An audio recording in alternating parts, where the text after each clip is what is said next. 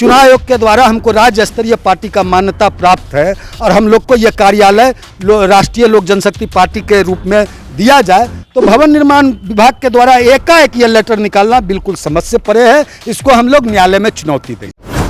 देखिए, राष्ट्रीय लोक जनशक्ति पार्टी के खिलाफ एक तरीके से कहे तो भवन निर्माण विभाग की तरफ से एक लेटर जारी कर दिया गया कि 13 तारीख तक यानी कार्यालय को खाली करना, और कार्यालय खाली हो रहा है और चिराग पासवान की इस कार्यालय में फिर से एंट्री होने जा रही है। यानी लोक जनशक्ति पार्टी रामविलास की एंट्री अब इस कार्यालय में होने जा रही है। भवन निर्माण विभाग की तरफ से ये लेटर जारी किया गया, पहले भी लेटर जारी किया गया था लेकिन इस पर रोक लगाया गया था, लेकिन फिर से एक बार इसको कहे तो चाचा भतीजे की जो लड़ाई है धरातल पर देखने को मिले। हमारे साथ जो है राष्ट्रीय लोक जनशक्ति पार्टी के राष्ट्रीय प्रवक्ता श्रवण अग्रवाल जी, जिस तरीके से आप लोग एनडीए में रहते हुए भी अब फिर से भवन निर्माण विभाग, आप लोग की सरकार भी है और आप लोग के खिलाफ लेटर जारी हो रहा है। नहीं, देखिए, यह बिल्कुल गलत है।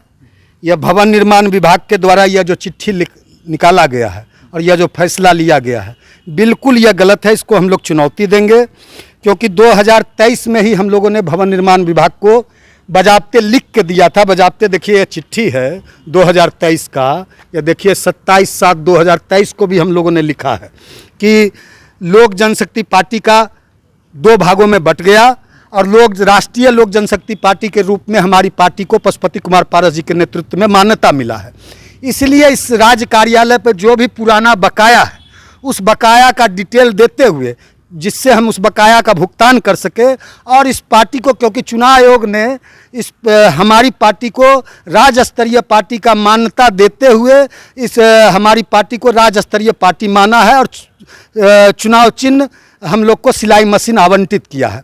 इसलिए हम लोगों ने भवन निर्माण विभाग को लगातार लिख के दिया कि इस पार्टी को राष्ट्रीय लोक जनशक्ति पार्टी के रूप में नवीनीकरण करते हुए हमको यह कार्यालय आवंटित किया जाए।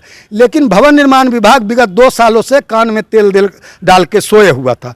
फिर यह एकाएक भवन निर्माण विभाग ने यह चिट्ठी निकाला है जो बिल्कुल समझ से परे है, क्योंकि भवन निर्माण विभाग एक तरफ लोक जनशक्ति पार्टी रामविलास को यह कार्यालय आवंटित कर रहा है और दूसरी तरफ इसी में भवन निर्माण विभाग लोक जनशक्ति पार्टी रामविलास के प्रदेश अध्यक्ष को लिख रहा है कि बिहार प्रदेश के अनुरोध पत्र के आलोक में 3 माह के अंदर भारत निर्वाचन आयोग से निर्गत राज्य स्तरीय दल की मान्यता प्राप्त राजनीतिक दल संबंधित पत्र भवन निर्माण विभाग को उपलब्ध कराना सुनिश्चित करें, अन्यथा आपका आवंटन रद्द किया जाएगा।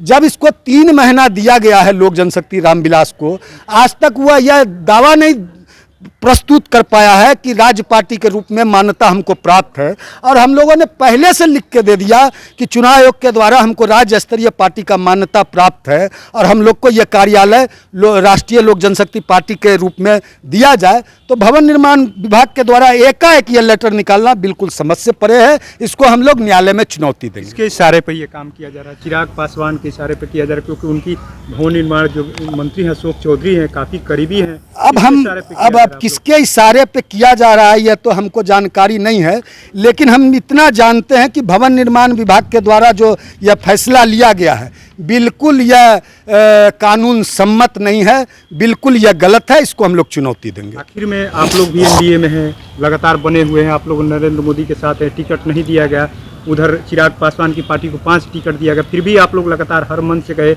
क्षेत्र में भी घूमे नरेंद्र मोदी के, लेकिन नरेंद्र मोदी को तीसरी बार, लेकिन फिर आप लोग के साथ ऐसा व्यवहार किया। नहीं, ये तो भारतीय जनता पार्टी को सोचना होगा, या नीतीश कुमार जी की जनता दल यूनाइटेड को सोचना होगा कि जो लोग लगातार एनडीए का विरोध किए, 2020 में भी एनडीए के खिलाफ जाके चुनाव लड़े, एनडीए को कमज़ोर किए, नारा लगाए नीतीश कुमार तेरी बैर नहीं, नरेंद्र मोदी से बैर नहीं, नीतीश कुमार तेरी खैर नहीं, जिन लोगों ने सरेआम सार्वजनिक मंच से कहा कि हमारी सरकार बनी तो नीतीश कुमार को जेल भेजेंगे, जिन लोगों ने बिहार में अकेले चुनाव लड़के एनडीए के खिलाफ चुनाव लड़कर नीतीश कुमार को कमज़ोर किया, एनडीए को कमज़ोर किया, राष्ट्रीय जनता दल और तेजस्वी यादव को मजबूत किया, 100 सीटों वाली पार्टी को 43 पे पहुंचा दिया, 22 सीटों वाली पार्टी को 80 के करीब पहुंचा दिया। तो ये तो नीतीश कुमार जी और की पार्टी और बीजेपी को देखना पड़ेगा, सोचना पड़ेगा।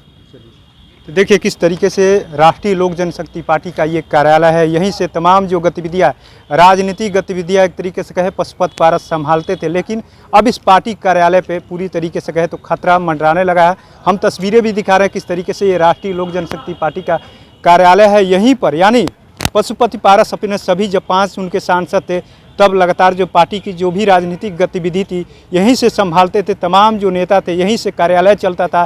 कभी रामविलास पासवान भी इस कार्यालय से तमाम लोगों को संबोधित करते थे। लेकिन अब इस कार्यालय में यानी चाचा भतीजे की जो लड़ाई है, उस लड़ाई में यूँ कहे कि चाचा पिछड़ गए हैं और भतीजा जो है एक तरीके से कहे चिराग पासवान को इस कार्यालय पर यानी बढ़त मिलती हुई दिखाई दे रहे हैं। और भवन निर्माण विभाग ने एक तरीके से साफ लेटर भी जारी कर दिया है कि 13 तारीख तक इस बिल्डिंग को यानी इस कार्यालय को खाली किया जाए और चिराग पासवान यानी लोक जनशक्ति पार्टी रामविलास को यानी ये कार्यालय आवंटित किया जाए। वहीं 4 तारीख को भी जिस तरीके से चिराग पासवान की पार्टी की तरफ से ये लेटर लिखा गया था भवन निर्माण विभाग को और 8 तारीख को ही यानी लेटर जारी कर दिया है। लेकिन अब राष्ट्रीय लोक जनशक्ति पार्टी के नेता अब चुप बैठने वाले नहीं हैं। हमने बात भी किया साफ यानी राष्ट्रीय लोक जनशक्ति पार्टी के राष्ट्रीय प्रवक्ता श्रवण अग्रवाल ने साफ कह दिया कि किसके इशारे पे किया गया हम नहीं कह सकते। लेकिन कहीं ना कहीं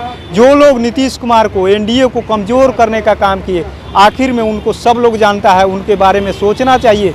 बीजेपी को और जदयू को जो 100 सीटों वाली पार्टी को 43 सीटों पर लाने वाले कौन लोग हैं। वहीं उन्होंने ये भी कहा कि हम लोग इस फैसले के खिलाफ यानी न्यायालय की शरण में अब जाएंगे। अब देखना ये होगा कि एक तरीके से कहे तो लगातार जो है चाचा भतीजे की लड़ाई में चाचा जिस तरीके से पिछड़ते हुए नजर आ रहे हैं। अब भवन निर्माण विभाग ने भी लेटर जारी करके बाकायदा भतीजे को यानी इस आवास को यानी अस्थायी रूप से दे दिया है, अस्थायी रूप से। लेकिन अभी भी राष्ट्रीय लोक जनशक्ति पार्टी इस फैसले पर चुप नहीं बैठने वाली है। अब ये लोग शरण में यानी न्यायालय की शरण में जाएंगे। अब देखना है कि इस चाचा भतीजे की लड़ाई में आखिर में भवन निर्माण विभाग जो है आखिर में ये कार्यालय किसको देते जा रहा है।